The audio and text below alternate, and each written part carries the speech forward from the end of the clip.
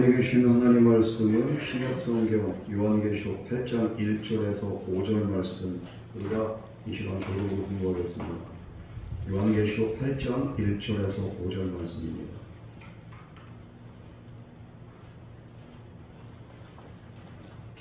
일곱째 인을 떼실 때에 하늘이 반시간쯤 고요하더니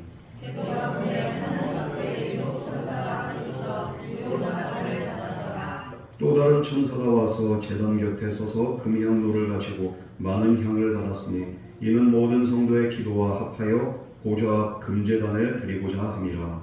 하나님이 성도의 기도와 함께 천사의 손으로부터 하나님 앞으로 다 같이 읽어보겠습니다. 천사가 향로를 가지고 제단에 불을 나르다가 땅에 쏟음에 은혜와 음성과 금괴와 지진이 나더라. 아멘. 이 시간 같이 기도하겠습니다. 사랑과 은혜 하나님 아버지, 오늘도 주님의 날을 맞이하여 우리가 예배 자리로 나왔습니다. 오늘 이 시간도 우리 사랑하는 성도들 거저왔다 거저가는 심령들 되지 않게 하여 주시옵시고, 오늘도 주님의 은혜의 말씀으로 채워지게 하시고 이들의 심령이 위로와 평강이 넘쳐나게 하여 주시옵소서. 오늘 예배 시간을 주님께 부탁드립니다. 주님께서 성령을 임재하시고 주님의 말씀 가운데 우리의 심령이 소생한 역사 있게 하여 주시옵소서. 이 모든 말씀 거룩하신 예수님 이름으로 간절히 기도드렸습니다. 아멘. 지난 시간 그 7장에서 사도 요한은 환난 가운데 있는 성도들에게 두 가지 큰 그림을 보여줬습니다. 첫 번째 그림이 바로 14만 4천의 무리들이 모여있는 모습이에요. 이들은 하나님의 인을 받았습니다. 이것은 문자적인 그 14만 4천 그 숫자가 아니에요. 바로 하나님의 백성 전체를 말합니다. 오늘날도 그 예수를 믿는 모든 그리스도인들을 포함해서 이 14만 4천의 성도라고 말할 수 있습니다. 이 사람들 하나님의 소유로 확증된 사람들이에요. 그래서 어떤 재앙도 어떤 환난도 고난도 이들을 해치지 않고 이들은 이 모든 환난을 통과한 자들이에요. 그래서 이들은 14만 4천 안에 들어오게 됩니다. 이 14만 4천은 바로 인을 받았다고 했습니다. 바로 하나님의 보호를 상징하는데, 하나님께서 우리의 교회들과 우리 성도들을 그냥 지켜본 게 아니라 보호하신다는 거예요. 하나님이 선택하셨고 하나님이 지키시고 하나님께서 함께 하신다는 그 확증이 바로 인받은 성도들이에요. 오늘도 저와 여러분들이 때로는 어려운 가운데 있지만 하나님의 보호하심이 있기 때문에 우리가 환난을 통과할 수 있고 우리가 고난을 이기는 줄 믿으시기 바랍니다. 두 번째로 능히 셀 수 없는 큰 무리가 어린 양 앞에 딱 서 있는 거예요. 각 나라와 족속과 백성과 방언, 이 14만 4천이 이스라엘 백성들 뿐만 아니라 각 나라와 족속과 백성과 방언이라고 했습니다.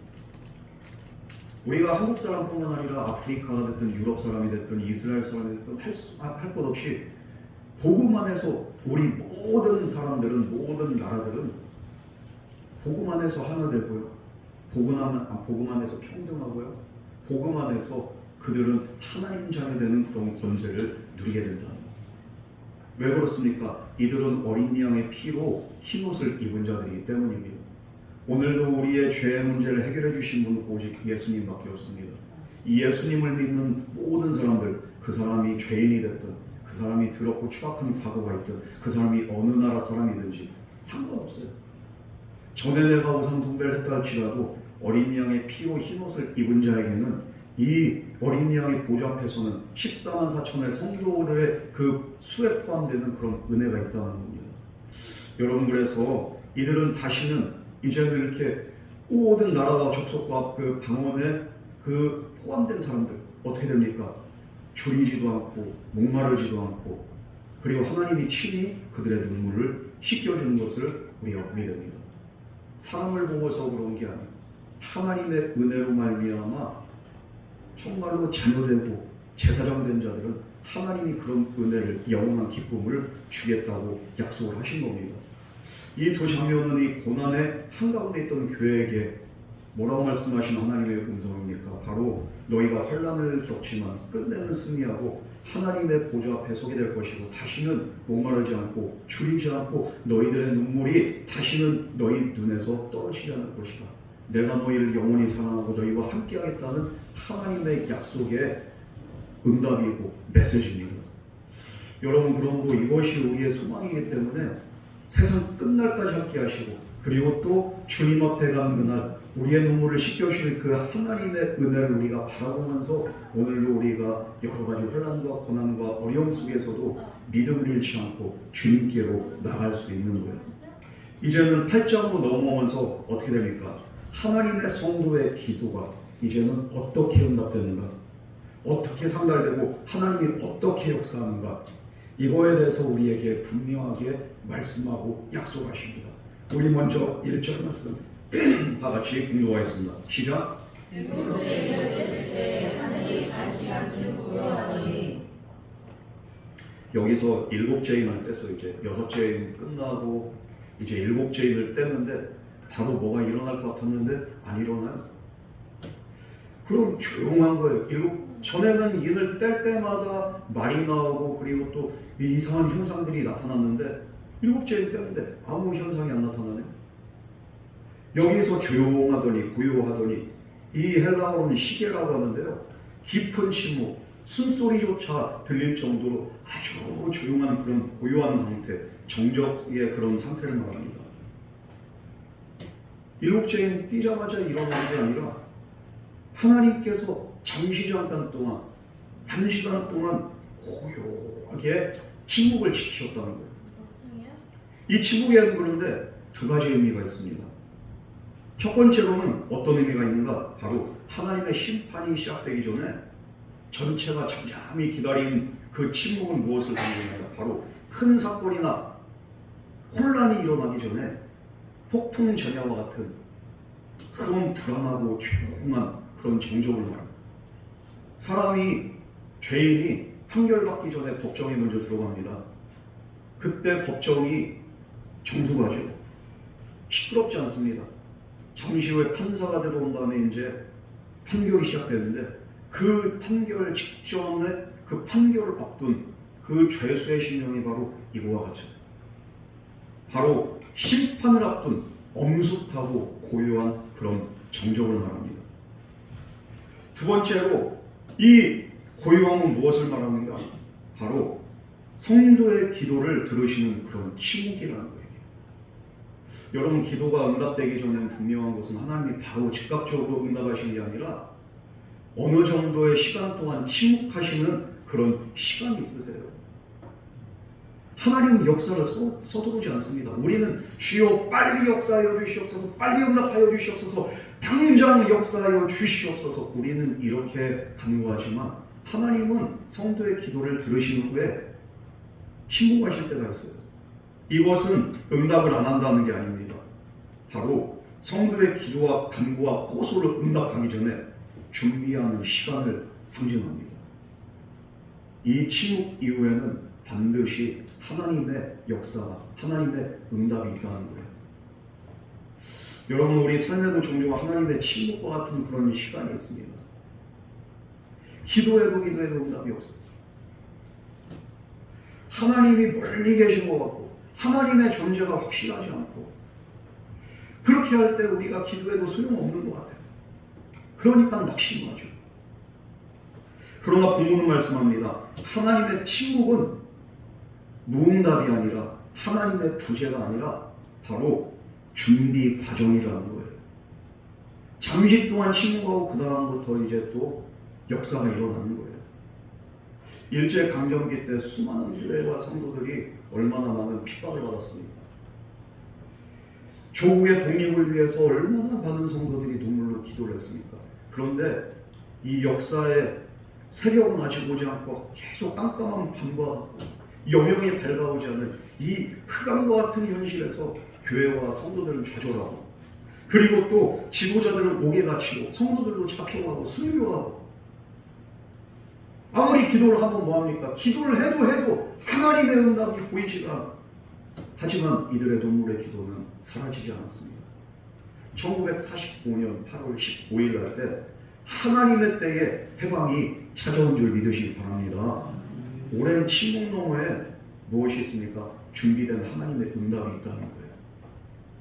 하나님은 침묵 속에서 우리의 기도를 더 깊이 듣고 계시고 우리의 믿음을 보고 계시고, 그리고 또 이 침묵을 통해서 우리에게 주신 메시지가 뭡니까? 이 침묵이 끝이 아니라는 거예요. 더 큰 응답이 있다는 거예요. 여러분 지금 여러분이 기도를 하는데 슬럼프에 빠진 거, 신앙생활하면서 뭔가가 하나님과의 소통이 안 된 거, 이 시간은 버려진 시간이 아니라는 겁니다. 하나님이 응답을 준비하는 시간인 줄 믿으시길 주님을 축복합니다. 우리가 한 가지 사실만 기억합니다. 침묵 너머에는 하나님의 은혜가 있고 응답이 있다는 거예요. 그러니까 낙심하지 말고 이 침묵이 길어질수록 더 깊은 기도에 무릎을 꿇을 수 있는 저와 여러분 되기를 주님의 이름으로 축복합니다. 우리 2절 말씀 다 같이 공독하겠습니다. 시작. 내가 보내 하나님 앞에 일곱 천사가 서 있어 일곱 나팔을 받아라. 일곱 나팔을 받은 그 일곱 천사가 나옵니다. 요한은 환상 가운데 하나님 앞에 서 있는 그 일곱 천사들을 봤어요. 이들이 손에 들고 있는 게 바로 나팔이었습니다. 일곱 나팔입니다. 이 나팔이라는 그 원어 헬라어가 살핑크스라고 하는데요. 이 살핑크스 나팔은 구약에서는 얼마나 중요한 역할을 하는지 몰라요. 구약에는 여러 가지 중요한 의미가 있는데 먼저는 전쟁의 시작을 알리는 신호가 바로 나팔 소리였어요. 뿌 하면서 나팔을 불 때 전쟁하고 진군을 하는 거예요. 두 번째로 나팔 소리는 언제 들을 수 있느냐? 바로 절기의 시작, 하나님의 임재를 상징할 때, 예배할 때 하나님의 임재와 절기의 시작을 알리는 도구로 나팔을 불었습니다. 근데 이 나팔이 신약으로 와선 예수님이 뭐라 말씀하십니까? 고린도전서 15장에도 나오지만 종말의 날 그리고 주님 재림하시는 그날에 나팔 소리가 호련히 들리게 된다는 거예요. 이 나팔 소리와 함께 주님이 재림하시고 주님 재림하실 때 무덤 속에서 잠자던 성도들은 부활의 영광으로, 살아있는 성도들은 그 모습 그대로 이제는 영화로운 모습으로 변화되어서 그들은 공중으로 들림받고 공중에서 주님을 뵙게 된다는 거예요. 이때 나팔 소리를 반드시 온 세계의 열방의 사람들은 듣게 됩니다. 그래서 이 나팔은 단순한 악기가 아니에요. 하나님의 주권적인 개입과 심판과 구원의 역사, 이것을 알리는 상징이 바로 나팔 소리라는 거예요. 여기서 일곱이라는 숫자가 나옵니다. 일곱은 완전한 수입니다. 하나님의 계획이 완전하게 성취될 것이다. 이것을 분명하게 우리에게 나타내는 겁니다. 그래서 이 천사들이, 일곱 천사들이 일곱 나팔을 받았다. 앞으로 일어날 모든 사건들이 하나님이 계획하고 허락하신 하나님의 섭리 아래서 이제는 이 나팔을 한 번씩 하나씩 이렇게 불 때마다 재앙이 일어나요. 심판의 신호가 바로 나팔 소리입니다. 그렇지만 동시에 이것은 무엇입니까?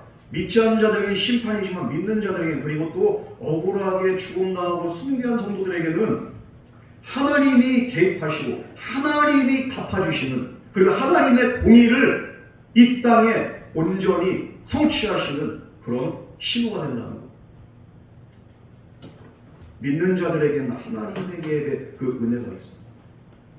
여러분, 세상의 역사는 우연히 흘러가지 않아요.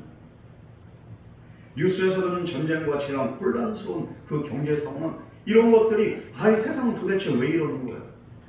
이 세상에 우리가 생각하는 이상한 징조들, 이상한 일들, 그리고 또 전쟁, 재난, 이 소식들이 우연히 갑자기 발생한 게 아니라 지금도 하나님의 섭리 안에서 하나하나씩 지금 역사가 지금 진행되고 있고, 그리고 또 마지막을 향해서 온 세상은 지금 한 걸음씩 한 걸음씩 지금 이렇게 나아가고 있다는 거예요. 우리는 어떻게 보면은 하나님이 개입 안 하는 것 같지만 이 모든 것들은 하나님의 섭리 안에 있고 개입하고 있습니다. 지금도 믿음을 지키면서 핍박받는 교회와 성도들이 있어요. 이들의 모습들을 보면 도대체 하나님의 공의는 어디 있냐? 우리가 한탄할 때가 있고, 이 세상에 정말로 말도 안 되는 소식들을 들을 때마다 도대체 공의의 하나님은 뭐하고 계시나? 사람들이 한탄할 때가 있어요. 여러분, 그러나 분명한 건 뭡니까? 이 모든 것도 하나님의 섭리와 허락 안에서 지금 진행되고 있는 줄 믿으시기 바랍니다. 하나님이 허락하신 거예요. 지금. 하나님이 천사들에게 나팔을 줬을 때 하나님의 허락 안에 재앙과 심판이 일어나듯이 이 세상도 마찬가지입니다. 여러분, 그러므로 분명한 건 뭡니까? 우리가 세대가 어떻게 되든지 간에, 우리의 문제가 어떻든지 간에 우리의 눈물의 기도는 반드시 응답이 된다는 사실이에요. 하나님의 나팔은 반드시 울릴 것이고, 그리고 또 주님은 공의롭게 심판하고 이 세상을 구원하게 될 줄 믿습니다. 그러므로 우리는 세상과 환경 문제 때문에 우리가 두려움에 빠지는 것이 아니라, 또 우리의 그 눈앞의 현실 때문에 우리가 좌절하고 난망하는 것이 아니라, 우리가 하나님의 손에 모든 역사가 있는 것을 우리가 인정하고 하나님께 모든 것을 맡기고 기도로 간구로 주님 앞에 나갈 수 있는 저와 여러분 되기를 주님의 이름으로 축복합니다. 우리 3절에서 4절 말씀 우리 다 같이 봉독하겠습니다. 시작. 와서 제단 곁에 서서 금향로를 가지고 만인을 받았으니 이는 모든 성도의 기도와 하여 모자 금 제단에 드리고자 하라. 하나님이 성도의 기도와 얻되 천사의 손으로부터 하나님 앞으로 올라가는지라. 여기서 금향로가 나오네요. 금향로는 뭡니까? 구약 성막과 성전에서 제사장들이 분향할 때 쓰는 도구입니다. 하나님 앞에 향을 피워서 향을 막 올려드리면서, 그러면서 기도를 상징하고 하나님 앞에 온전한 예배를 상징하는데, 이 많은 향은 뭡니까? 성도의 기도를 상징하는 거죠. 이 성도의 기도는 하나님 앞에 향으로 올라간다는 것을 오늘 말씀은 우리에게 분명하게 보여주고 있습니다. 여러분, 모든 성도의 그 기도와 합하여, 오늘 또 그렇게 말하는데요, 이 모든 성도의 기도와 합하여 보좌 금제단에 이렇게 드린다는 거예요. 여기서 기도는 이렇게 프로시오카이라고 해서 복수입니다.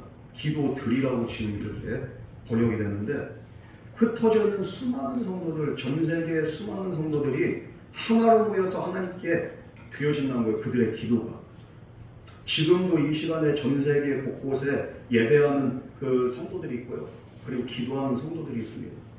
이들의 기도를 하나님은 한데 모아서 다 받으신다는 거예요.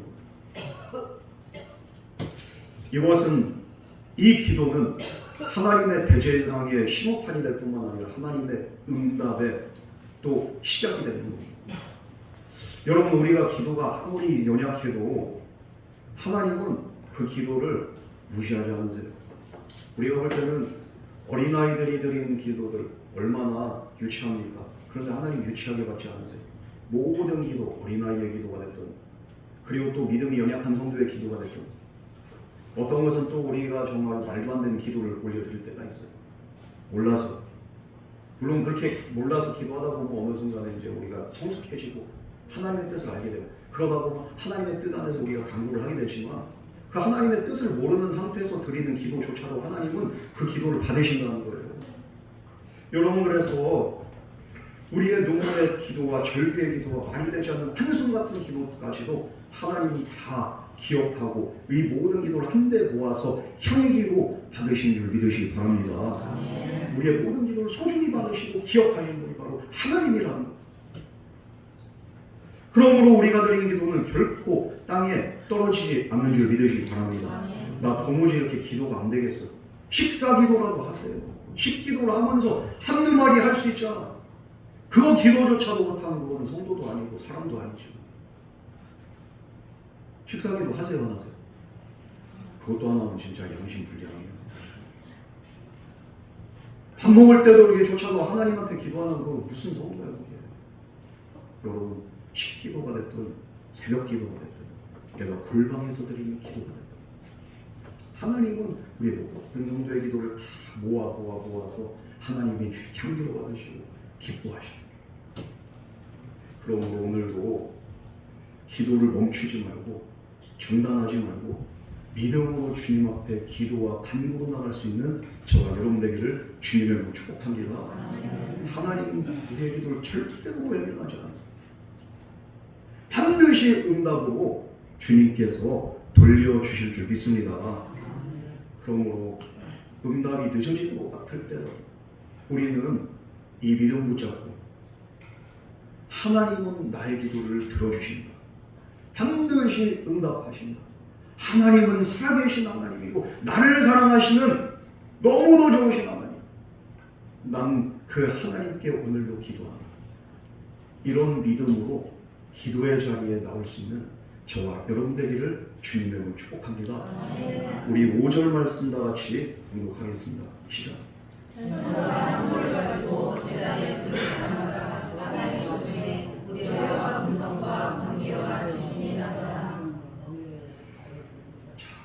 향로가 방금 전까지는 성도의 기도를 모으는 향로로, 그래서 모아서 거기다 담아서 하나님께 올려드렸어요. 그런데 이제는 그 성도들의 기도가 모아서 어떻게 됩니까? 이제 불이 되는 거죠. 그리고서 이 향로를 이제 채워서 땅에다 쏟아버리는 겁니다. 좀 전까지만 해도 향로는 하나님께 올려드리는 기도의 그 도구였는데, 이제는 제단의 불을 담아서 땅에 쏟아버리는 심판의 도구로 이 향로가 쓰임받게 됩니다. 그 결과 우레와 음성과 번개와 지진이 막 일어나고 이 땅에서 강력한 역사가 일어나게 된다는 것. 여기에는 중요한 메시지가 있습니다. 우리 성도의 기도는 단순하게 하나님께 위로받는 수준이 아니라는 거예요. 세상의 역사를 움직이는, 그리고 또 하나님의 심판을 이루는 강력한 도구가 되는 줄 믿으시기 바랍니다. 우리가 이 세상의 불의한 것들을 내가 원망하고 불평하고 내가 욕해도 소용없어요. 그러나 이 모든 것들을 하나님께 기도로 아뢰고 맡기고 주님 바라볼 때 이것이 향이 돼서 하나님께 올라갈 뿐만 아니라 이 모든 기도들이 쌓여서 이젠 땅에 다시 쏟아지는 거예요. 그러면은 세상의 모든 불의와 모든 죄와 모든 악은 섬멸되고 심판된 때가 반드시 오게 될 줄 믿습니다. 하나님 그때가 차기까지 그 기도를 모으신 다음에 나중에 쏟으실 때가 오는 거예요. 그때 되면 이 세상의 모든 악이 처단되고 악한 마귀 권세도 떠나가고 우리는 반드시 승리하게 될 줄 믿습니다. 여러분, 그래서 하나님의 그 어린 양, 그 보좌 앞에 뭐가 되는 거예요? 우리가 올려드린 기도는 반드시 하나님이 모으시고 들으시고 응답을 하죠. 그리고 또 심판할 때 심판의 도구로 그 기도를 사용하십니다. 여러분, 불신자들과 악한 세상 얼마나 많아요. 이 세상에 악이 얼마나 많아요. 그들에게 하나님, 저들에게 하나님의 심판으로, 하나님의 정말로 징계로 이들이 자기의 죄를 깨닫고서 이들의 죄대로 이들이 정말로 이 모든 악을 자기들에게 돌아오게 하여 주시옵소서. 우리가 이렇게 기도할 수 있잖아요. 많은 성도들이 악을 사람에게 악으로 갚는 것이 아니라 하나님께 기도로 올려드려요. 그럴 때 하나님께서 이제 때가 되면 더 이상 지체하지 않고 이 모든 성도들의 억울함과 분노와 한숨과 눈물을 이제 누구에게 쏟습니까? 심판받을 자들에게 쏟아버리십니다. 이럴 때는 하나님이 더 이상 이제 지체하지 않고 단호하게 심판이 일어나게 됩니다. 뿐만 아니라 심판으로만 역사하는 게 아니라 하나님은 이 땅에 이 향로를 쏟으실 때 이 번개와 같이 불과 같이 하나님의 응답이 우리에게 임하게 된다는 거예요. 하나님의 응답이 그냥 잠잠하게 임하는 게 아니라 영적으로 볼 때는, 영적으로 우리가 해석을 할 때는 어떻게 됩니까? 하늘에 올라간 기도, 땅에 있는 벼락과 같이 그리고 불과 같이 우리에게 응답으로 임하게 된다는 거예요. 능력으로 역사하신다는 거예요. 여러분, 응답이 그냥 잠잠하게 일어나는 게 아니라 능력으로 응답이 우리에게 임하게 된 줄 믿으시기 바랍니다. 불과 같이 번개와 같이 우리의 삶에 반드시 그 역사와 능력이, 기적이 나타나게 된다는 겁니다. 여러분, 그러므로 우리가 눈물로 드리는 기도 하나님 앞에 올라갈 뿐만 아니라 응답으로 반드시 돌아온다는 것. 그리고 하나님은 침묵하신 하나님이 아니라 때가 되면 우리의 기도를 반드시 응답하고 능력으로 역사한다는 그 사실, 우리가 이 사실을 믿으면서 믿음으로 주님 바라보고 승리할 수 있는 저와 여러분 되기를 주님으로 축복합니다. 그러니까 기도는 나에게 능력이 되고 기도는 나에게 놀라운 응답의 정말로 하나님의 은혜가 되는 거예요. 그 은혜의 통로가 바로 기도입니다. 그러므로 기도는 낭비가 아니에요. 노가다가 아니에요. 기도하는 거 힘들어서 그럽니다. 어떨 때는 기도가 안 떠오른다고 그래서 기도하는 걸 싫어하는 거예요. 새벽 예배 나와도 할 기도가 없어도 연약한 기도, 내가 모르는 대로 하나님 앞에 내가 유치한 것 같아도 읊조리듯이 올려드리는 기도까지도 하나님은 응답하십니다. 여러분, 하나님의 역사, 하나님의 능력을 경험하는 가장 강력한 도구가 바로 기도랍니다. 오늘 말씀은 저와 여러분에게 분명하게 말씀하고 있습니다. 그러므로 내 기도가 너무 작고 보잘것없다고, 그리고 내 기도가 너무 유치하다고 그렇게 생각하고 스스로 판단하고 포기하지 마시고, 이런 기도들이 모이고 쌓이면은 불과 같이, 번개와 같이 능력으로 반드시 나에게 역사로 나타나게 된다.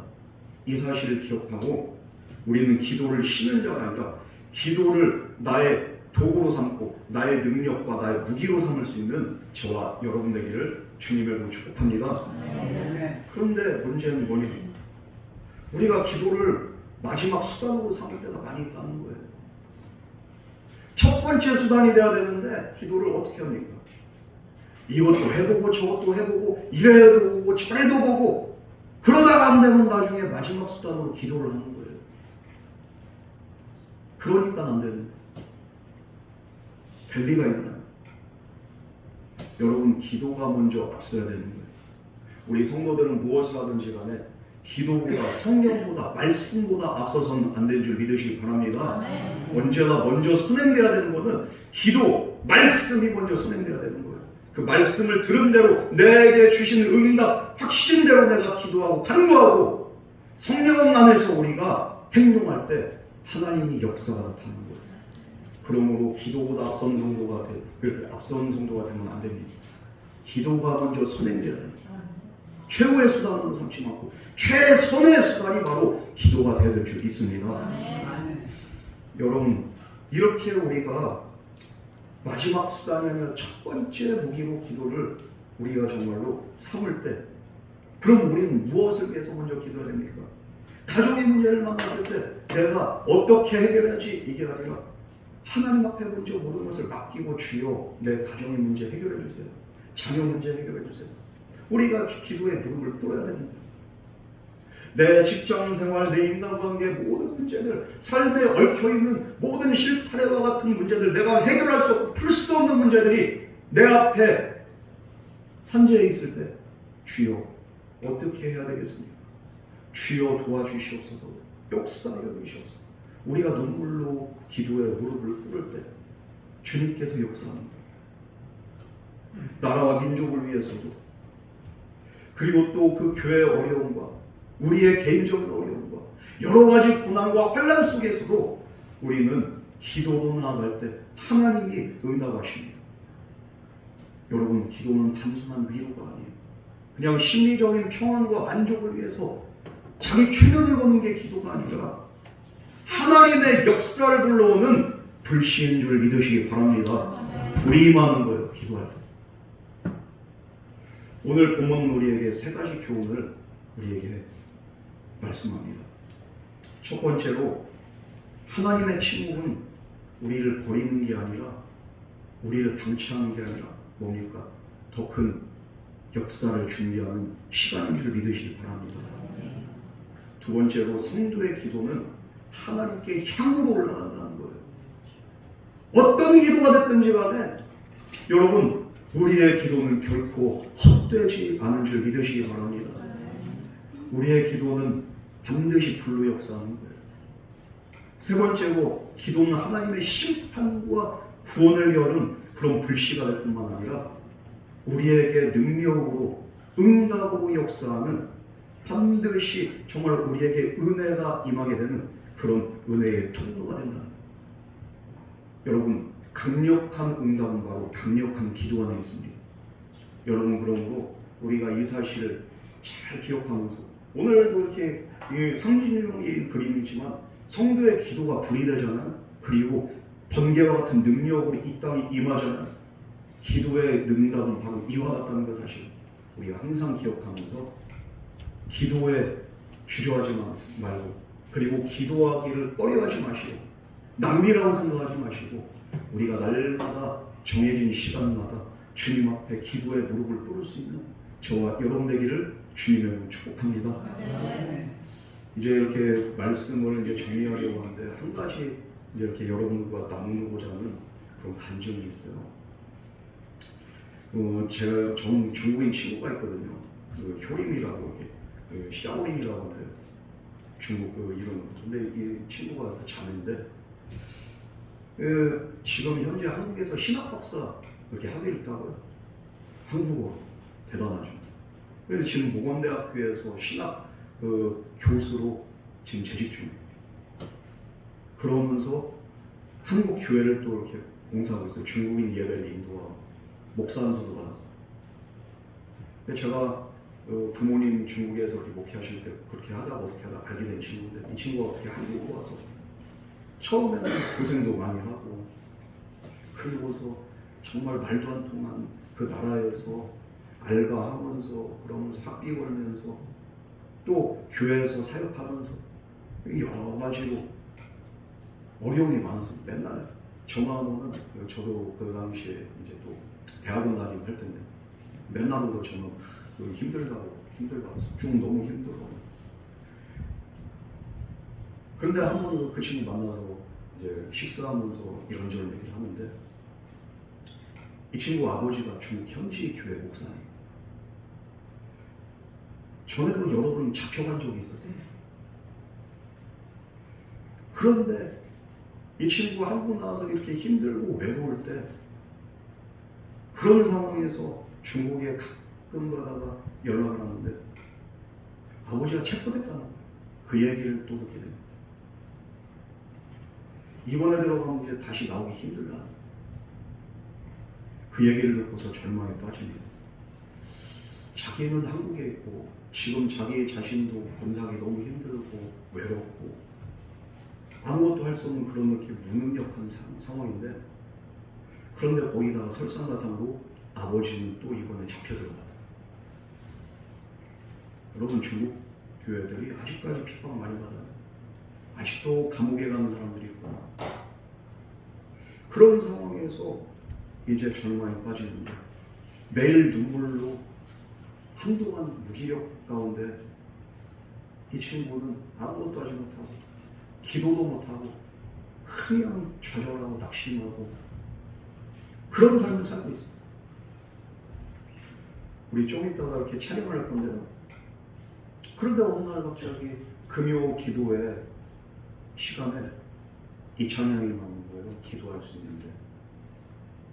사모님 센스 있게 나와가지고 좀 이렇게 반주를. 어느 날 그 금요 기도회 이렇게 찬양을 하는데, 이 찬양을 처음 듣는데 너무 은혜가 되는 거예요. 기도할 수 있는데 왜 걱정하십니까? 이 찬양이 그냥 귀에 다 들어오는 거. 처음 듣는 찬양인데 그냥 그 마음을 사로잡는 거예요. 지금까지 무기력에 빠져서 눈물만 흘리고 아무것도 할 수 없는 그 신세 한탄하면서 내가 하나님을 믿는다고 하지만 아무것도 못하는 내 자신 너무 원망스럽고 하나님도 원망스럽고, 그런 상황에서 자기는 지금 무기력한 상황인데 금요 기도회 때 그래도 기도의 자리에 나가고 기도하려고 나간 거 아니에요. 그냥 금요 기도회인데 그날따라 나가고 싶어. 근데 찬양단이 부르는 이 찬양을 처음 들었는데 이 가사가 너무 와닿아요. 그러면서 이 찬양을 들으면서 울면서 눈물 콧물 범벅이 돼요. 그러면서 그 찬양을 계속 듣다가 이제 어느 순간에 따라 부르게 돼요. 이 기도할 수 있는데, 이 찬양 가사가 바로 이래요. 기도할 수 있는데 왜 걱정하십니까? 기도하면서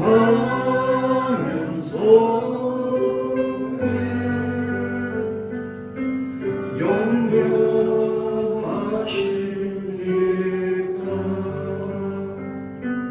기도할 수 있는데 왜 실망하십니까? 기도하면서 왜 방황하십니까?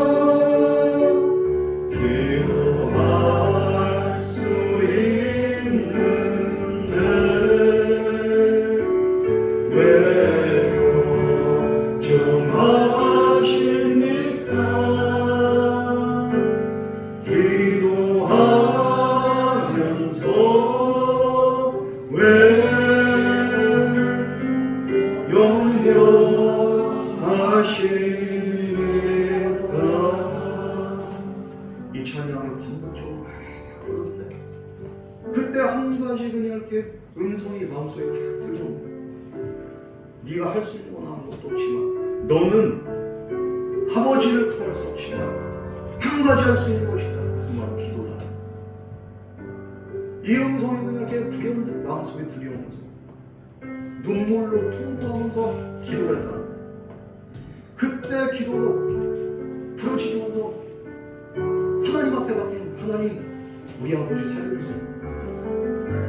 이제 더 이상 걱정하지 않고 우리 아버지 주님께 받겠습니다. 그러면서 그날 기도를 하는데 마음이 후련해지. 문제는 해결되지 않았지만, 상황은 변하지 않았지만, 하나님 앞에 기도할 수 있는 그 은혜를 의지해서 맡겼을 때 마음의 평안함과 그리고 마음에 정말로 온전한 은혜가 임한 것을 그가 보게 됩니다. 그리고서 이제는 더 이상 걱정하지 않았어요. 며칠이 지났습니다. 그런데 이제 중국에서 소식이 들려요. 아버지가 풀려났다. 자유의 몸이 되었다. 그 얘기를 듣는 순간에 그냥 온몸에 전율이 오게 됩니다. 그리고 무릎 꿇고 기도합니다. 주님, 내 기도가 헛되지 않았습니다. 기도의 능력이 이렇게 큰 줄을 내가 이제서야 깨달았습니다. 여러분, 이게 오늘 본문이 우리에게 보여주는 그런 진리입니다. 우리의 눈물 섞인 기도가 하나님 앞에 향해 올라가고 하나님은 반드시 능력으로 응답하신다는 거예요. 여러분, 하나님은 우리의 기도를 결코 잊지 않으십니다. 오늘 흘린 눈물의 기도가 내일의 응답으로 바뀌는 줄 믿으시기 바랍니다. 기도는 하늘과 땅을 잇는 그런 다리가 되고 절망을 희망으로 바꾸는 통로가 된 줄 믿으시기 바랍니다. 우리가 무릎을 꿇을 때 하나님은 일하시는 거예요.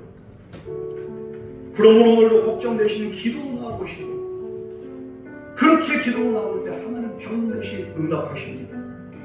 그리고 이 찬양의 고백처럼 우리가 이 찬양을 부르면서 이 찬양의 고백을 붙잡으면서 날마다 주님 앞에 기도로 나갈 때 우리의 모든 눈물의 기도는 하늘에서 전달되고 응답의 불이 우리의 삶 가운데 온전히 임하게 된 줄 믿으시기 바랍니다. 우리 함께 기도에 우리 함께 이렇게 찬양하겠습니다.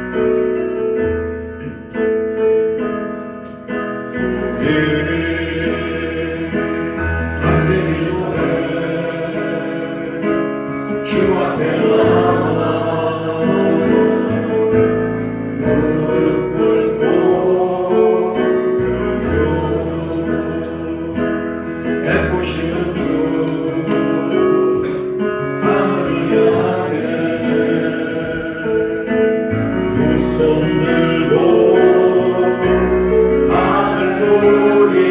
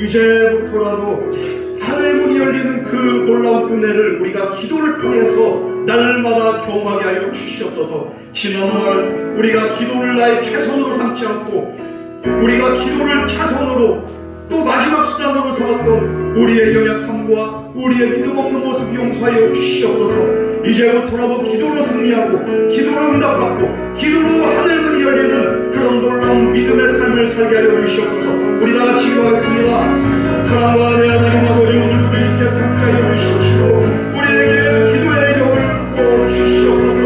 우리가 정말 남들은 안 된다고 하고 우리가 정말 절망에 빠지고 낙심 가운데 있을 때에도 우리는 하늘문이 열려 있음을 깨닫습니다. 우리에게 열리는 그 하늘을 향하여서 날마다 기도와 감동으로 충만해 나아갈 때 우리의 삶의 하늘문이 온전히 열리고 응답의 불이 응답의 역사가 우리 가운데 날마다 임하게 하여 주시옵소서. 이 세상은 사람들은 안 된다고 하고 끝났다고 할 때 그 순간조차도 우리는 기도할 수 있음에 날마다 기도를 통하여 충만해 나가기로 합니다. 주여 우리에게 인도하여 주시옵시고 기도로 승리하게 해주시옵시고 기도할 때 응답받는 놀라운 역사가 있게 하여 주시옵소서. 주여 믿음의 믿음도 하여 주시옵소서.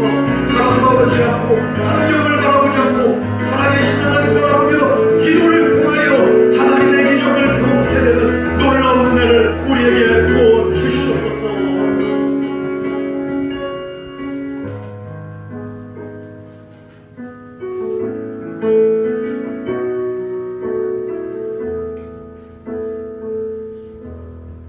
주님, 오늘도 우리의 기도를 향기로 받으시는 은혜에 감사와 찬송과 영광 올려드립니다.